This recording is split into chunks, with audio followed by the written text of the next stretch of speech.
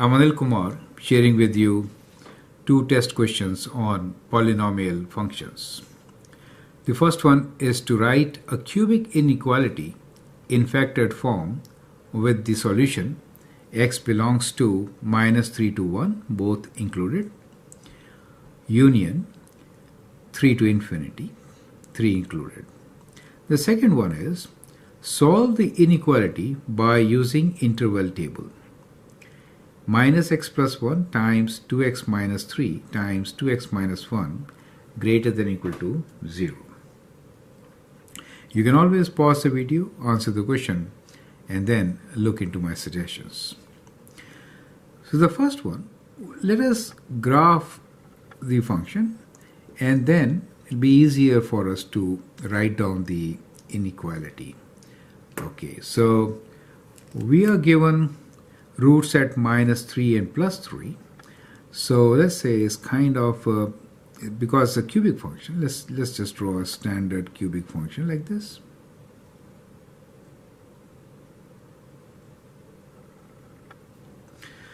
Now, if the solution is between -3 and 1, let us say this is included, -3, and let's say this point is 1. So we are looking for a solution between -3 and 1, which is within this, right, this portion, and 3 to infinity. That means after this, right, so this portion. That is the solution we are looking for, where the points are -3, 1, and +3. So in factored form, I can write the function as x plus 3, that gives me the first factor, times x minus 1 times x minus 3. And since these values are greater than or equal to 0, we'll write this as greater than or equal to 0, right? So that becomes the solution, or that becomes the equation for which the solution is given to us, correct? Okay. Now the next question is to solve an inequality by interval table. So what we really do here is make a table with given zeros and test points. So let's say these are the columns. We have 1, 2, 3 zeros. So 6, 1, 2, 3 zeros. They will divide the interval. Let me make squeeze in one here also. I'm not sure if you'll be able to see it or not. So if I write 1, 2, and 3, I think I can squeeze in. Okay. So let me make a table here, and then so we'll begin by writing zeros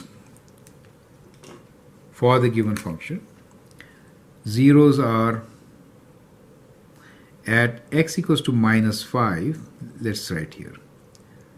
Zeros are when the first term is 0, that is at x equals to -5. The second one is 0 at 3/2, and then we have a 0 at half, and all are linear zeros, right? So -5, let's say x equals to -5 is the first 0. Then we have a 0 at half, x equals to half, and then we have x equals to 3/2, which you could write as 1.5 also, right? So these are your zeros. Now these zeros divide into 4 intervals. Now we can take test points in these intervals. Let's take -6, 0, and this is like 0.5, and this is 1.5, so 1 could be a good point, and let's say 2 is right there. Let's write down all the factors. The factors are, we'll include minus with x plus 5, let's say, right? So let's include minus with x plus 5. So let's write minus x plus 5. Then the second factor, I'll prefer to write 2x minus 1. And then 2x minus 3.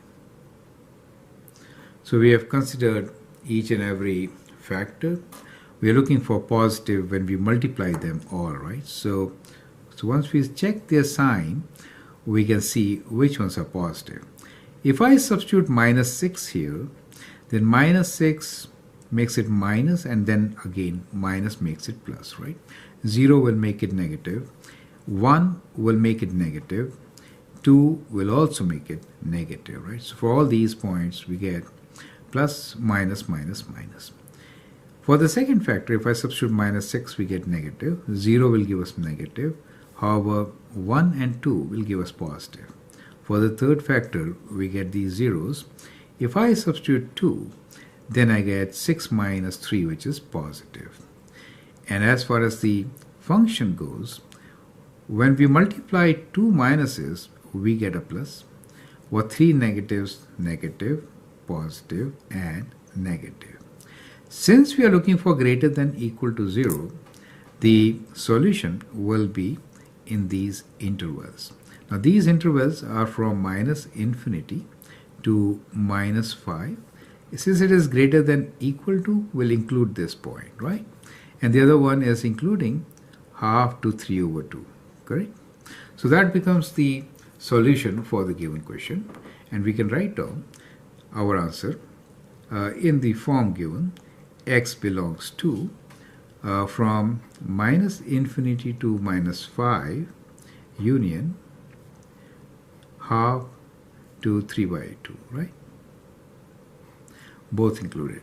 So that is how such questions can be done. So I hope with this example you understand how to find an equation of an inequality from the given solution and how to find solution using interval method. The other method is actually to sketch it. Since it is negative, we know the end behavior, so the graph will be kind of like this, right?